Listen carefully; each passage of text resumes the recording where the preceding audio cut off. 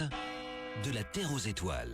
Une exposition passionnante avec un focus sur la Belgique spatiale. Aller dans l'espace, y habiter, observer la Terre, explorer le système solaire et découvrir l'univers. Une expérience à vivre à l'abbaye de Stavelot, avec le soutien du CGT et l'Avenir. Impact FM, Infort-Jeune. Et on la retrouve bien évidemment en direct, c'est Rachel Gazon. Bonjour Rachel. Bonjour Patrick. Bonne année, bonne santé. Bonne année également. Et tout cela bien sûr accompagné via toute l'équipe d'Infort-Jeune.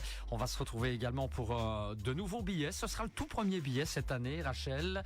On va l'intituler Devenir streamer professionnel, ce qu'il faut savoir bien entendu. Aujourd'hui, on entend de plus en plus parler des fameux streamers qui occupent cette place importante dans le paysage du divertissement en ligne. Initialement lié au monde du jeu vidéo, le streaming s'est étendu à d'autres univers et finalement il est désormais devenu un métier à part entière pour une poignée de professionnels. Aujourd'hui bien sûr dans ce billet on en profite pour en dire un peu plus. Effectivement, alors lorsqu'on veut définir le métier de streamer au sens professionnel du terme, on parle généralement d'une personne qui édite et diffuse du contenu en ligne, en direct ou légèrement en différé sur des plateformes comme Twitch ou YouTube.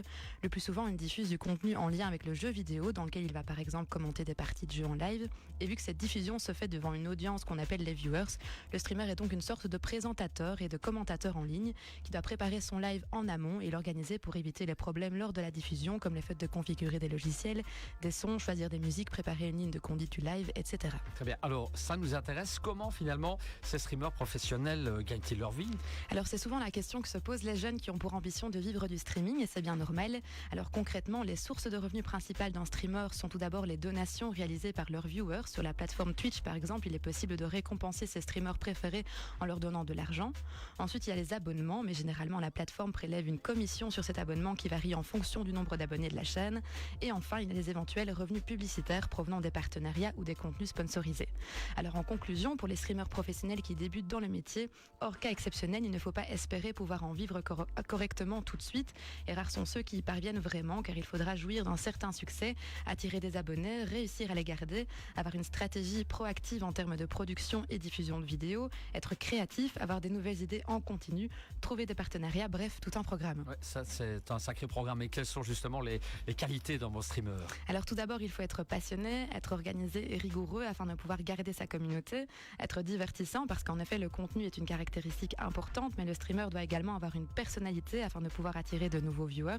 Et enfin, il faut être prêt à s'investir, aussi bien personnellement que financièrement. En effet, les heures de travail ne se comptent pas.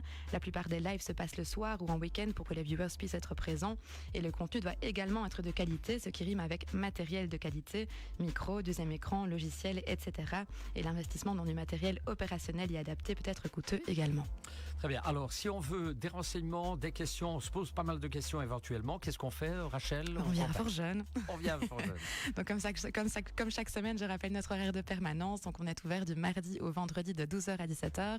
Il est possible de venir sur place sans rendez-vous ou alors de nous contacter par téléphone au 080 33 93 20, par mail sur malmedy@inforjeune.be et évidemment sur les réseaux sociaux comme Facebook et Instagram. Très bien, voilà pour tous les détails, devenir streamer professionnel, ce qu'il faut savoir. Un billet à revoir sur notre page Facebook Impact News.